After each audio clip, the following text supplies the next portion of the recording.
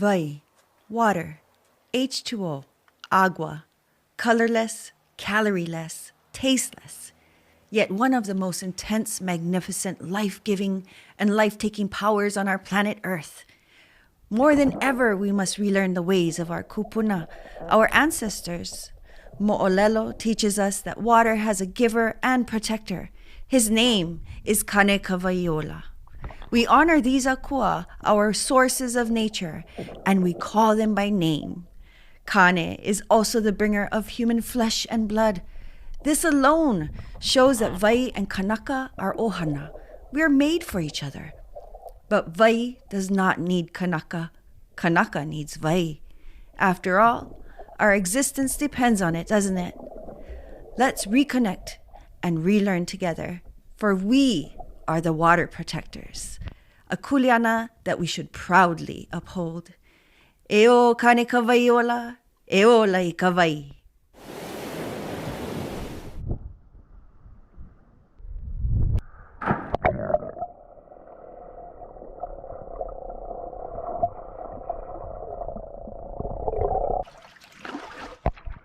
What's up to all our brothers and sisters keeping it real? This is Uncle Hano, and this is Hale Hoaka Explorers. We here at the Punawai at Kelvanui, that me and Uncle Ua made. And on this episode of Kawai Vai I Kawai, we're going to show you where the water stay, how we use it in traditional and in modern ways. Let's go! Come join us. Well, before we dive deeper into episode 4, Kawai Vai Kawai, we need to practice our nahu'olaloho, or vocabulary words and phrases that you'll be hearing in this episode. E ho'opili mai. Repeat after me. Makoko? Aye. Vai. Vai. Vai is fresh water. Vai vai.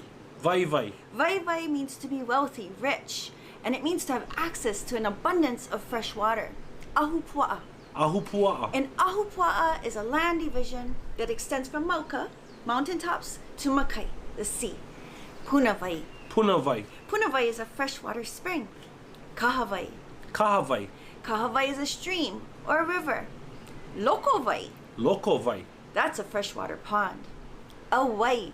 Auwai. Awai is a man-made waterway or ditch used to direct fresh and ocean water.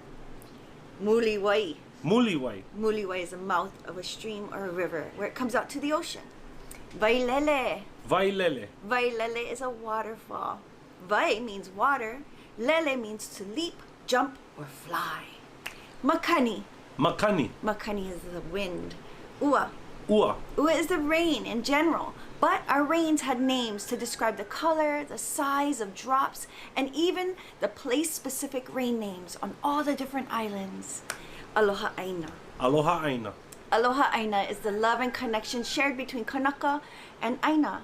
It's also a term that's used for a Hawaiian patriot of the Hawaiian kingdom. Kaho'olawe. Kaho'olawe. Kaho'olawe is one of the 8 main Hawaiian islands that is still uninhabitable by humans due to U.S. naval bombing. Kohe mā lama lama o Kanaloa. Kohe mā lama lama o Kanaloa. Mai ka'i. It's another name for Kaho'olawe and can also be called Kanaloa for short, the akua of the deep sea. Next one is Aihea Kawaia Kane. Aihea Kawaia Kane. Mai ka'i. Where are the waters of Kane? It's an ancient chant that tells us where to find water all around us. E ola I kawai. E ola I kawai. E ola I kawai is a saying that means, may we have life because of water. E ola. E ola. Well, now we're going to talk about how water moves through the Hawaiian Islands. This is Hawaiian waterworks. So usually, clouds and rain are brought from the eastern side of the Hawaiian Islands and move to the west. Those are called trade winds or ko'olau winds. Once they move from the east, they get trapped at the mountains and they start to rain on the watersheds, which is the high mountain forest. And then 2 things happen. Either the water goes to the ground and becomes groundwater, it gets soaked in. If the watershed is really healthy, then all those plants and ferns and mosses will soak in all that water, become groundwater, go seep all the way through the island. 25 years it takes to get to the aquifer below the island. And it can also resurface in other places like Punawai, which are springs or freshwater ponds. Another thing that can happen with the water once it rains is it can become surface water. So surface water just stays on the surface of the land and it becomes waterfalls, it becomes streams or kaho'olawe, it becomes auwai or waterways that humans make to go into their kalo patches, and then it makes its way out to the river, the muliwai, the river mouth, out into the ocean. So those are the different ways that water can move through the Hawaiian Islands. Aloha, this is Ilikia with If You Don't Know, Now You Mopopo. Why we should understand Vai.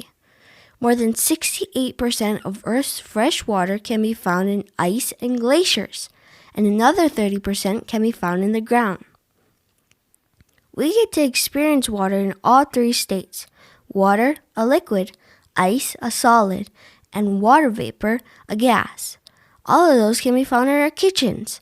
That's pretty cool if you ask me. It's possible that comets delivered water to Earth because they are mostly made of ice.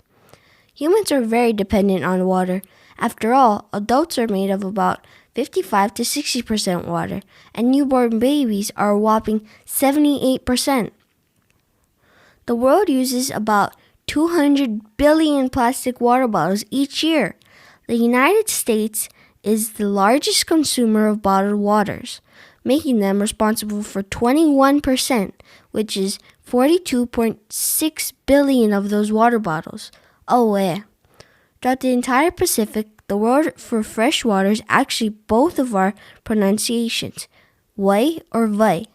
This clearly shows that we are the largest water kingdom on the planet that is both connected yet separated by water, the Great Moana Nui. Do you see that rain bridge extending across the ocean and the sun rising behind it? I'm on the east end of Molokai in Kumimi, Ahupua'a, where we live. But that is coming from the island of Maui. So we share the same weather system that comes right across the Pailolo Channel into our Ahupua'a of Kumimi.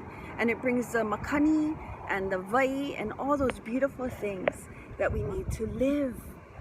E olai ka vai.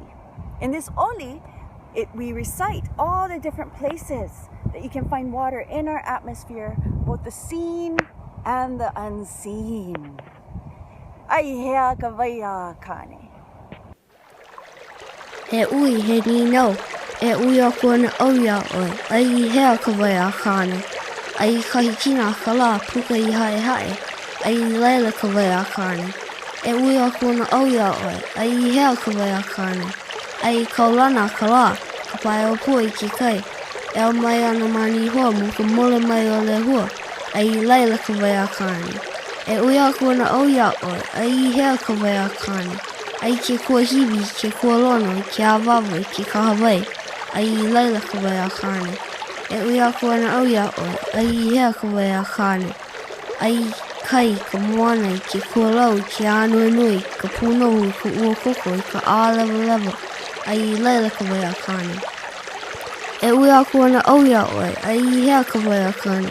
Ai luna ka vai a kane, ke a oli, ke a elele, ke a panapana, ke a popolo hua me a kane lahe.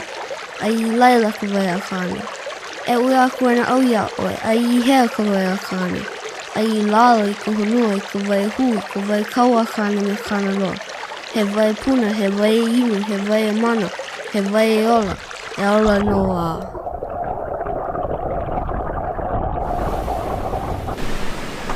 Aloha mai kako. Aloha. We're here to talk about where does the vai go. So we learned about traditional times and how we manage water and where you could find vai. But we're going to talk about modern times. We're going to talk about the management and mismanagement of Vai. vai. All right, so let's go right into it. Let's go. All right, so Hano, can you tell me a little bit about this slide here? I see something called diversions and reservoirs. Let's talk about diversions. Diversions is when you take water someplace else. Right.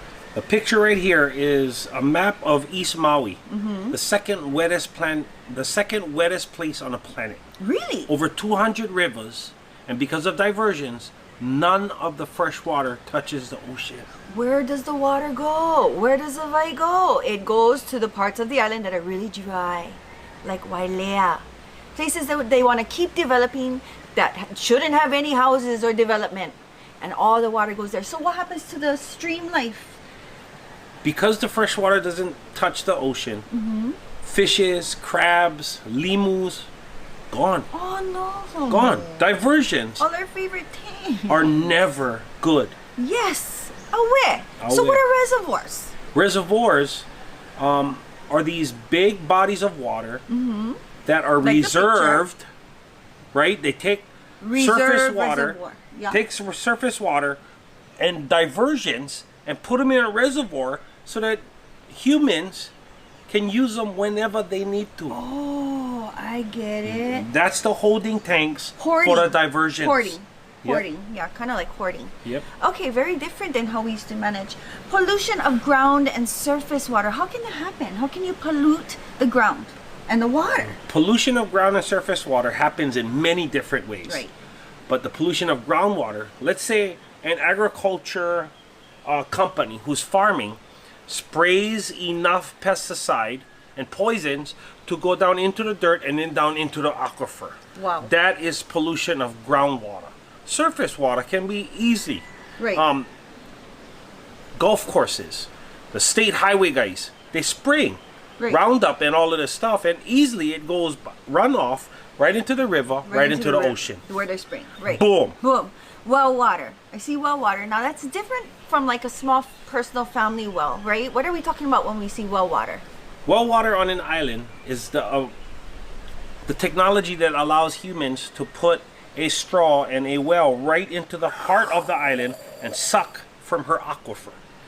The more people use water from this well, from the aquifer, the easier it is for the bubble of fresh water that lies under our island to pop.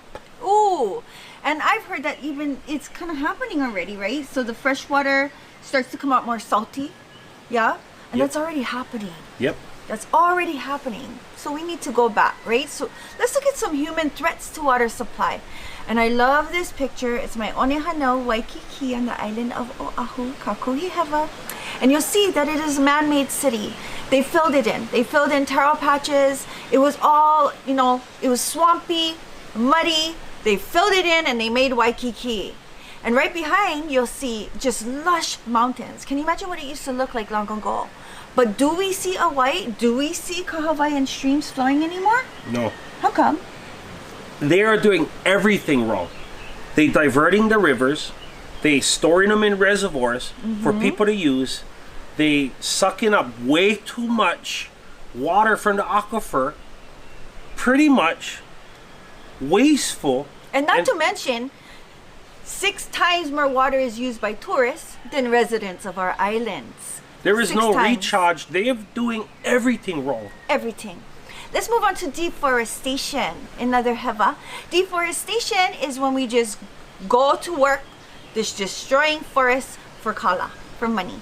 So we have examples from across the world. We have Madagascar forest, which is on the east coast of Africa, and then we have a Hawaii island forest. And so you can see clearly what has happened here, and what does it affect when they do that? This look like some of my friends' head. The trees is running away and they're going bald. Nothing is coming back. Okay? So plants and animals losing habitat. Right. Not only that, when they take away trees, that's taking away all of the warriors that give us humans oxygen. Right. It's just taking away everything that we need. You cannot catch the rain. You cannot, no place for the birds to pollinate Gone. and live. No. Yeah. Invasive animals. Now, invasive animals were introduced by humans. So again, it goes back to the human thing. And we have some examples. We have so many invasive animals, and they've literally just pushed out or destroyed our native animals, which we need for a balanced ecosystem. So some examples. What is the examples we have? Where's that rat picture from? These are our animals from around our house. Yeah. One of them is not our pet. It's not our pet. Okay? The one the size bigger than one soda can, that is not our pet. The rats, they do damage in the forest. They only do damage in the forest by eating seeds, just making pilau. Diseases, killing off our birds. Yeah, so they're bad. So eating eggs. They need to be kept in check. The goats, they de-root plants up in the forest, hard time grow back. They need to be put in check. And they're loud. The piggies, They uproot everything in the forest. They need to be kept in check. And the deer, they eat everything that is starting to grow new. They need to be kept in check. All of these need to be kept in check to have a successful water supply Meaning available. hunting, population control. Yes, population control. Stuff like that. Being Yeah. responsible about it. So let's look at some other effects of, destroying our water supply. We go back to insects and diseases. So again, we're talking about destroying watersheds and forests. Yeah. So these insects, prime example, the rapid ohia death rod, they call it. It's just killing off our ohia forest. Now, ohia plants, the trees, are able to produce 50% more oxygen than strawberry guava. Strawberry guava. I don't know how people think that thing is good, but anyway, it tastes good, but no. So anyway, you can see below there's this ambrosia beetle. It carries this fungus and it burrows, again, invasive insect, burrows himself into the tree and the tree dies. Yep. So let's move over to, then that's just some examples. There's so many examples. But let's talk about, what do you want to talk about, babe? The pilikia is get people that are not from here that they bring in stuff with them. Right. So when you walk into the forest, sometimes you don't know that the thing is stuck on your shoes, It's so on your clothes. And then you take them into a native forest and then it gets planted there and it blooms, blossoms, and takes over. yes. The other way stuff starts to come in is when people send lumber. Oh, Lumber yeah. come in, they take them out. Oh, get one ant we've never Christmas seen trees, before. Christmas trees. Oh, Christmas tree. Oh, corky frog. What? Yeah, so that kind of stuff happens. We gotta it's be real. careful, yep. So the seeds on the clothes and shoes, we can bring in species into the, the forest. We want to make sure we keep our feet clean, our clothes clean. Strawberry guava, again. One brought on Craigslist, I saw a potted strawberry guava, $300, and the big one was $600. I was like, oh, somebody never educate this brother. The problem with bringing in these invasive plants is that it changes our ecosystem. Yes. And when it changes our ecosystem, a different ecosystem cannot catch the water Right. that the native one does. So the last example is Clydemia, and Clydemia is this really invasive plant taking over our forest again. But what is the most dangerous of them all? The most dangerous of them all that we've showed you so far is the military. The military goes anywhere it wants, does anything it wants to say they are ready to protect our freedoms. Okay, but the military destroys a lot of environment, from the mountain down to the sea, all the way down to the aquifer of an island. So we're going to share the story of Kaho'olawe, one of our most beloved islands, and how it was destroyed and it no longer has light. Kaho'olawe, Kohe Mā Lama Lama o Kanaloa, became training grounds for the war games and bombing practices after World War II. In early 1965, Operation Sailor Hat was done by the U.S. Navy to determine the blast resistance of ships. 3 massive explosions that targeted ships were 500 tons of conventional TNT off the coast of Kaho'olawe. Yeah, the warship was damaged, but the blast also created a crater on the island known as Sailor Man's Cap. It may have cracked the island's cap rock. It no longer has a functioning watershed system, and groundwater is lost into the sea forever.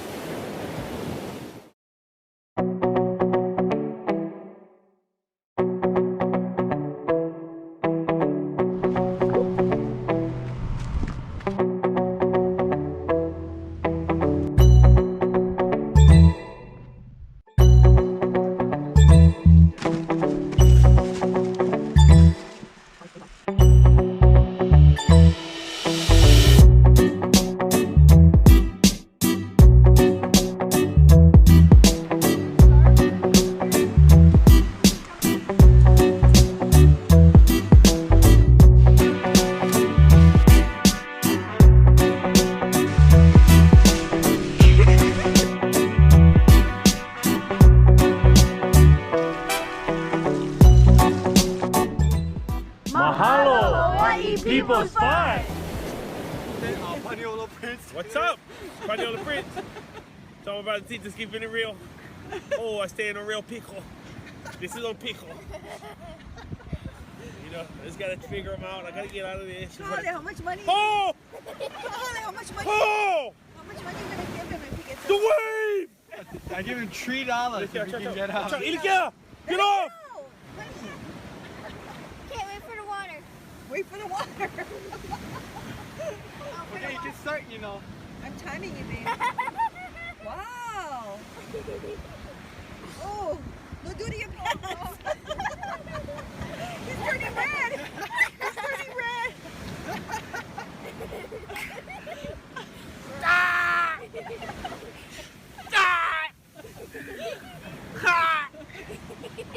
Ilikia! Yeah?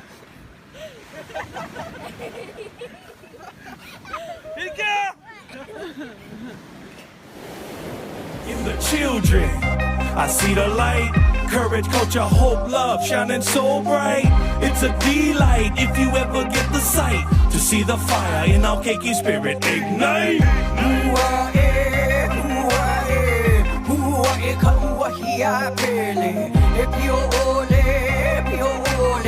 If you ole, ke ahi o kalama ku e.